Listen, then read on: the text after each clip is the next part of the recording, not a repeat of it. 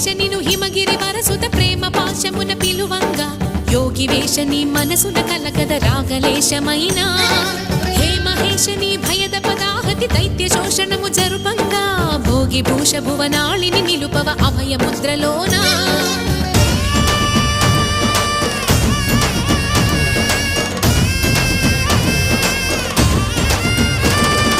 నమక చమకముల నాదానా యమక గమకముల యోగానా పలుకుతున్న ప్రాణాన ప్రణవనాథ కథమనాథ శృతి వినరా హర హర మహాదేవ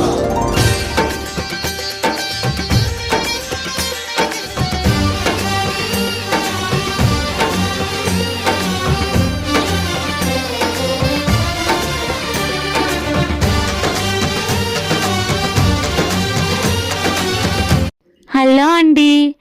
ఇప్పుడు పార్వతీదేవి 108 జన్మల కథలు వివరంగా చిన్న చిన్న కథలుగా చెప్తాను, మీరు వింటానంటే. అలాగే నా ATM 1009 ఛానల్ని లైక్, షేర్ అండ్ సబ్స్క్రైబ్ చేయండి. అసలు మన కథ మూల సంకల్పం ఏంటంటే జన్మ సతీదేవి, తండ్రి దక్షుడు, లక్ష్యం శివ సాన్నిధ్యం. పార్వతీదేవి మొదటి జన్మ అగ్ని సంకల్పం. సతిగా జన్మ ఎత్తింది. దక్షుని ఇంట దక్షుని కుమార్తెగా జన్మించింది. శివ సాన్నిధ్యం కోరుకుంది. శివ సాన్నిధ్యం చేరింది. సతి యజ్ఞవేదిక వద్ద అవమానం చూశాక అగ్నిలో నీలమైంది. చివరి క్షణంలో ఆమె మనసులో ఒక మాట, శివుడే నా శాశ్వతుడు. ఆ సంకల్పం పునర్జన్మ చక్రాన్ని ప్రారంభించింది. ఇక్కడి నుంచి స్టార్ట్ అయిందండి పార్వతీదేవి కథ. పార్వతీదేవి రెండో జన్మ గుహ యోగిని. ఆమె గిరి గృహలో యోగినిగా పుట్టింది. మాట్లాడలేదు, ఓంకార ధ్యానం మాత్రమే చేసింది. గ్రామస్తులు ఆమెను మౌన తపస్విని అని పిలిచేవారు. పార్వతీదేవి మూడో జన్మ ఋషి ఆశ్రమ బాలిక. ఒక ఋషి ఇంట పుట్టింది.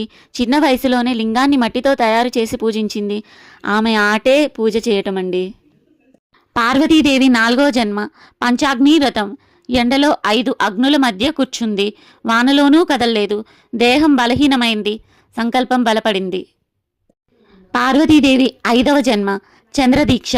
ప్రతి పౌర్ణమిలోనూ ఉపవాసం చేసింది. రాత్రంతా జపం చేసింది. స్వప్నంలో జటాధర రూపం కనిపించింది ఆమెకు. పార్వతీదేవి ఆరవ జన్మ పుష్పసేవ. పూలతోనే జీవించింది. పూలతోనే పూజ చేసింది. ఒకరోజు పూలమాల స్వయంగా లింగంపై పడింది. దైవ సూచన శివుణ్ణి పెళ్లాడింది. పార్వతీదేవి ఏడో జన్మ నదీ తపస్సు. నదిలో నడం వరకు నిలబడి జపం చేసింది. ప్రవాహం బలంగా ఉన్నా నిలిచింది. మనస్సు స్థిరమైంది. శివుణ్ణే ధ్యానించింది. శివుణ్ణే పొందింది. శివుణ్ణే పొందాలనుకుంది.